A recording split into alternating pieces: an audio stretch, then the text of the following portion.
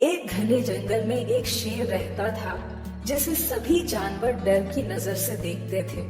एक दिन शेर शिकार की तलाश में निकला तो एक छोटा सा चूहा उसके सामने आ गया। शेर ने चूहे को पकड़ लिया, लेकिन चूहा बहुत डरा हुआ था और रहम की भीख मांगने लगा।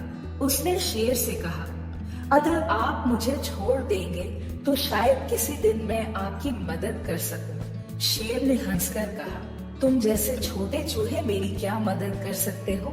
लेकिन फिर भी उसने चूहे को छोड़ दिया। कुछ दिन बाद शेर एक शिकारी के जाल में फंस गया। वह जाल से निकलने की बहुत कोशिश करता रहा, लेकिन असफल रहा। शेर ने जोर जोर से दहाड़ना शुरू किया। संयोग से चूहा करीब ही था और शेर की आवाज सुन ली। वह तुरंत शेर के पास पहुंचा और जाल को कुतरना शुरू कर दिया।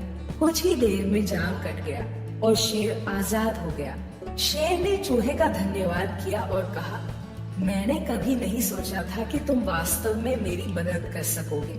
आज तुमने यह साबित कर दिया कि दोस्ती आकार या ताकत पर निर्भर नहीं होती।